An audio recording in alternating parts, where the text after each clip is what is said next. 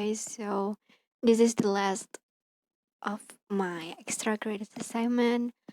It contains a review from the early first video until the last video. This is a sad moment basically because, okay, just talk it in the last of the video. So we gotta review our material from the first meeting until the last meeting.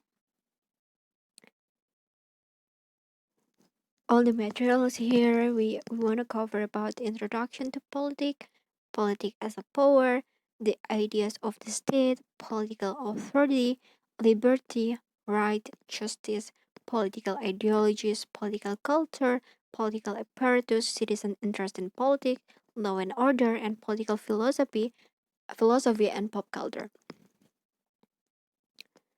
So the first one is introduction. This is a very early material. So the conclusion is politics is a master science. It involves almost everything. It studies the relationship between people, government, and power. And if you guys remember, I really like it, and I really agree with the paraphrase that my lecture has been made. That has been made. Guys, about I think I have twice mentioned it.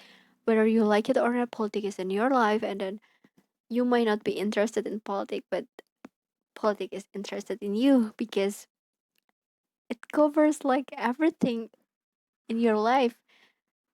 Like I remember when my lecturer say that you have to realize that politics is in your family basically. You have a president, your father, you have the vice president, your mother, and your parents make a policy, your parents control everything, your parents has power over you.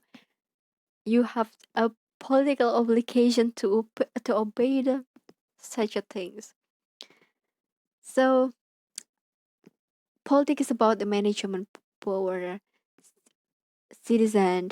Politics is about power management, distribution power, and the relation between government and citizens. And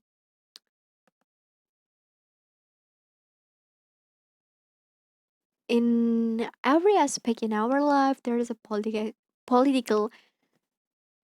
political things inside it. For example, in science and economy, defense, justice, social life, culture, and itself in the my major international relations. So we're gonna talk about the others. It's about political as power. After we discuss about politics itself, we're gonna dig deeper into power. So power is an abstract concept, but at least you can set in three dimensions. That is the power that you can tell someone what to do. The second one, you can limit the agenda, limit what they say. The third one is manipulation to shaping their thought to follow or idea. So basically, in the world, there is a power. We have a power. We have different power than the others. We have to realize that there is a power that more big than us. If you want in one room, there is a two guy. Exactly, these two guys is have different kind of power, different kind sorts of power, different impact of their power, and one another can be influenced. It depends, really depends on what power they have. Power is abstract things, yeah, I very agree. Because when you guys remember in the pop culture about American Civil War, there is a guard who have title. No, there is a government who has title as a government. They actually have power, right? The government. And the Avengers has power in is the capability on their body, right? So there's an abstract thing who have more power than the institution that is government or the one who have capability. This is the example of abstract power. So the ideas of the state, we have talked about this, the nature of the state. We have two experts in in these cases, John Locke and John Locke and Thomas Hobbes about the state of nature. Thomas Hobbes really believed that nature is scarce. It con it makes a conflict. It makes a competition. Humans are really selfish and some of like that. But John Locke, simple things he believes about human basically have their nature to not compete one and each other, natural sources abundant, so on. So the state exists because we want to escape the state of nature. So if you guys didn't have any state, there is no government inside it, there is no policy, there is no obligation. We gonna jump into the state of nature. This is a very horrible things. And a political authority. We have to talk about it. Political authority comes from both legitimacy and obligation. On how it's supposed to be governed is still a relevant question of today, because a political authority is basically rule who should rule over us, right? So Max Weber ever say that human community successfully claims the monopoly of the legitimate use of a physical force within a given territory. And we have talked about forms of government. There is monarchy, tyranny, aristocracy, oligarchy, polity, and democracy. A lot of things that we have to cover in this week,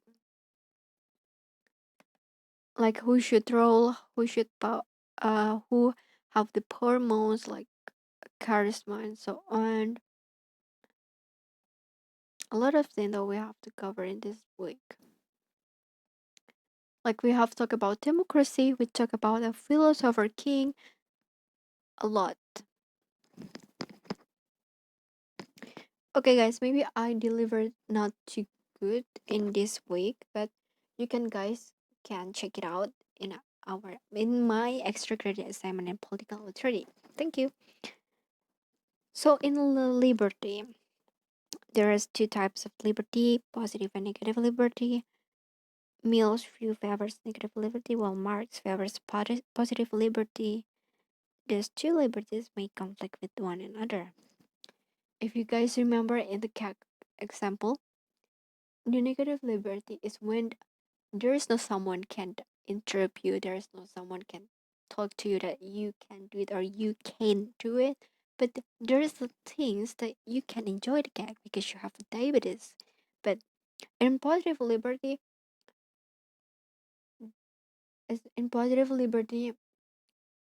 so this is how we examining our liberty on it. So right, there are two types of right. There are positive and negative right. Right also divided by two: the moral right and the legal right. So in this world, there is a moral right and a legal right. Moral right is basically like a habit that a group of people agree, or something act that we usually do it. For example, like we express our feeling on social media. We use our right to speech in social media, our right to speak against, not against basically, but like criticism the government. And you think, or your group think, or the several people think that this is must be legalized by the government. So there is a process of making moral right into legal right and justice. So generals believe the state through social and political institution is responsible for distributive justice. This will then lead to true equality and liberty. But in Robert Nozick conclusion, as long as you follow the free principle of entitlement, any form of distribution is just. The state should not interfere with entitled property, since doing so means interfering with citizen interest in politics. The in democracy system with the government tend to requires well-informed citizens and active citizens. So there are two types of public participation in government.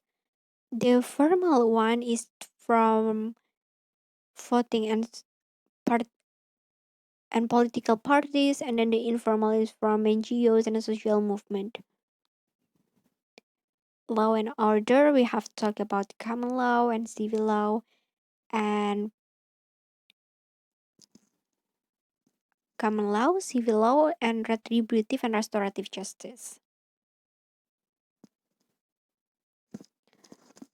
So basically, we have like political apparatus. We have discussed about it about political apparatus. There are five type of political or element in political apparatus in some of country.